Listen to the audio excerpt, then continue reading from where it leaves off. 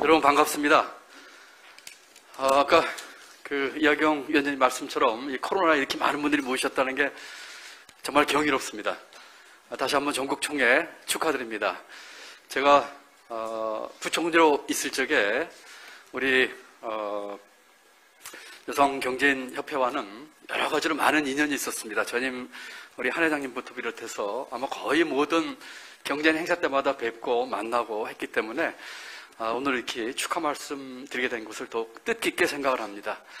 경제부총리로 있으면서도 대한민국 경제의 활로 중에 하나는 여성의 경제 참여율을 높이는 것이라는 얘기를 입버릇처럼 했습니다.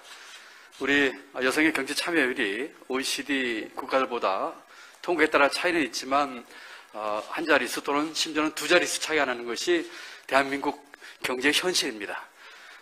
우리 여성 경제인들의 경제 참여율을 훨씬 높이고 하는 것이 앞으로 우리 경제 활성화에 있어서 또 대한민국 경제 성장에 있어서 관건이 될 것입니다.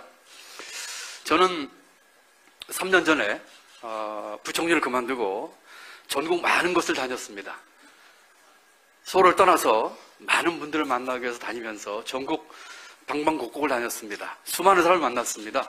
농민, 어민, 자영업자, 중소기업인, 소상공인, 대학생, 취준생, 어르신, 수많은 분들 만났습니다. 많은 기업인들 만났고 많은 중소기업인들 만났습니다. 그 중에서 여성기업인들 여러 번 만났습니다. 부산에 한번 갔더니 조그마한 중소기업을 하는 이유라고 하는 회사가 있었습니다. 이유는 이동의 자유의 약자입니다. 사회적 벤처기업으로서 어르신이나 장애인이나 이동에 있어서의 애로를 받는 분들의 이동의 자유를 만들기 위해서 만든 회사입니다. 젊은 분이 기업을 일으켜서 여성분이시죠 물론 하고 계시더라고요. 전남 구례에서는 여러분 아시는 피아골에 전통 된장, 고추장 등등 담으면서 새로운 기술 개발해서 만든 피아골에서 30대 초반에 젊은 여성 기업인 만났습니다. 구구절절히 그것이 고향인 분이고 그곳에 이장을 하고 있습니다. 인간극장에 나와서 여러분들이 아마 혹시 기억하실지 모르겠습니다. 구구절절히 지방에서 여성 기업인으로서의 애로와 문제에 대한 얘기를 많이 얘기를 하시더라고요. 가장 최근에는 충남 부여에서 32살 된 귀농한 여성 화훼 농장 기업을 하는 젊은 여성을 만났습니다. 여러 가지 얘기를 들으면서 이 세 분의 여성 기업을 보면서 공통점 3가지가 생각이 났어요. 첫 번째는 이분들은 편견을 극복했더라고요. 충남 부여에서 화훼 농장은 이제까지 거의 성공한 적이 없다고 합니다. 그런데 이 32살의 귀농한 이 여성 기업인은 중학교 때부터 엽도 선수였습니다. 실업에서 엽도수를 뛰다가 부상을 당해서 은퇴하고 고향인 부여에 가서 화훼 농장을 일으켜서 연매출 7억에 기업을 일으켰습니다. 할 수 없다는 편견을 깬 것이죠. 또 한편으로 이 세 분은 다 새로운 분야를 개척했습니다. 아까 말씀드린 것처럼 이유라고 한 이동의 자유의 여성 기업인은 플랫폼에 앱을 깔아가지고요. 아까 말씀드린 장애인, 노약자들의 이동의 자유를 확보하기 위해서입니다. 이분의 친정어머니가 몸이 불편하셔서 어디를 외출을 못 하신다고 해요. 거기서 착안해가지고 새로운 분야를 개척을 했습니다. 세 번째는 관점이 다르게 하셨습니다. 여러분 식당에 많이 가보면은 주방에 요새는 유리나 이런 걸로 해가지고 주방이 보이게 합니다. 왜 그럴까요? 처음에는 식당에 찾아온 손님들이 위생 상태나 음식이 만들어지는 과정을 봄으로써 좀 안심하고 먹을 수 있게끔 만들었다고 하는데 최근에는 그 관점이 달라졌습니다. 주방에서 일하는 셰프나 조리사가 바깥에서 자기가 만든 음식을 손님들이 어떻게 드시는지 보면서 어떻게 마케팅할 것인지 또는 어떤 반응인지를 보기 위해서 한다고 합니다. 이 세 분의 여성 기업인은 이제까지 봤던 관점을 전부 다 바꾼 분들입니다. 아마 여기 와 계신 대의원 여러분들 모두가 다 이와 같은 새로운 개척, 편견의 극복, 관점을 바꾸신 분들이라고 생각을 해서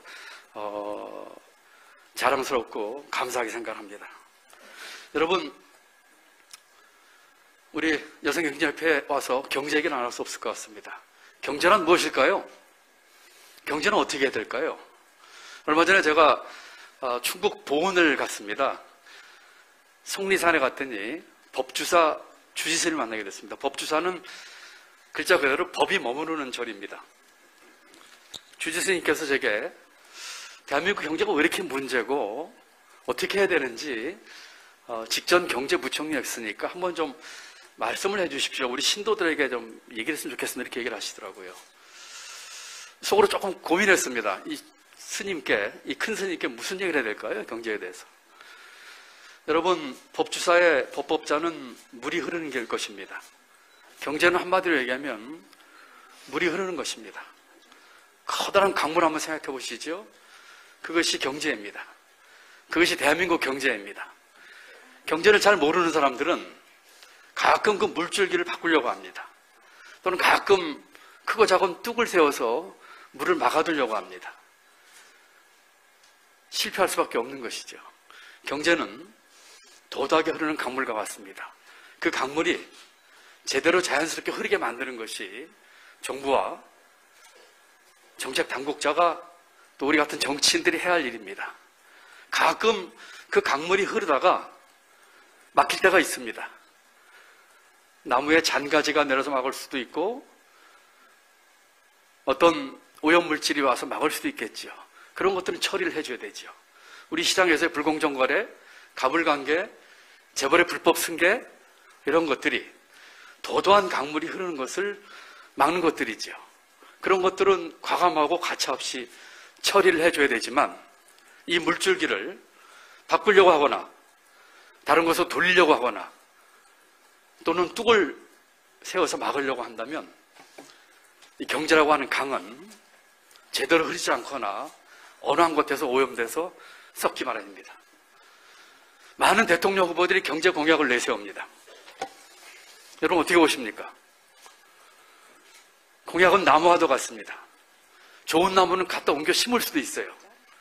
그 나무의 깊은 뿌리는 무엇일까요? 그것은 경제 철학과 가치입니다. 그런 철학과 가치라고 하는 동전의 다른 이면은 비전입니다. 경제에 대한 철학, 경제에 대한 비전, 그 반대편에 있는 경제 비전이 없이는 개별적으로 내세우는 어떤 경제 공약도 이제까지 우리가 몇 번의 정부에서 봤듯이 실패할 것입니다. 재난지원금, 각종 여러 가지 대책들, 듣기 좋은 말처럼 들리거나 입에 단 사탕발림처럼 들리실지 모르겠지만 그 같은 정책의 모험 속에 있는 이 도도한 경제라고 하는 강을 흐르게 만드는 큰 줄기, 그 철학과 가치에 대해서는 우리가 깊이 생각을 해봐야 할 것입니다. 여러분, 말씀드린 것처럼 또 앞에 다른 후보들 말씀드린 것처럼 여성의 경제 참여율, 우리 여성 기업인들의 역할이 대단히 중요합니다.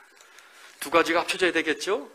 첫 번째로는 대한민국 경제를 거시적으로 보면서 어떻게 대한민국 경제의 가치와 철학을 제대로 세워서 제 방향으로 흐르는 큰 강을 도도하게 흐르게 할 것이냐? 또 하나는 아까 말씀드린 것처럼 우리 협회나 우리 회원 여러분 개개인께서 개척과 편견의 극복과 또한 관점의 전환을 통해서 새로운 길 개척하시는 것이죠. 이 두 개가 합쳐졌을 때 우리 여성기업인들 활성화되시고 대한민국 경제 발전할 것입니다. 저와 다른 대통령 후보들 마찬가지로 우리 정치권에서는 이와 같은 것을 뒷받침해주고 또 아까 공약집에서 중소기업 벤처부의 여성정책실의 신설이라든지 또는 R&D나 ESG 또는 여성기업들의 역량과 스케일업 지원이라든지 하는 것들 제가 쭉 봤습니다. 다 좋은 말씀이고 누가 대통령이 돼도 함께 추진해야 될 과제들입니다. 그렇지만 그 바탕을 이루는 두 줄기는 첫째로는 올바른 경제 철학과 가치와 방향, 두 번째는 여러분들 스스로의 자조 노력에 의한 개척과 편견 깨기와 관점 바꾸기라고 생각을 합니다. 다 그렇게 해주실 거로 믿고 오늘 총회 다시 한번 축하드리고 여러분들에게 감사와 깊은 치아의 말씀을 드립니다.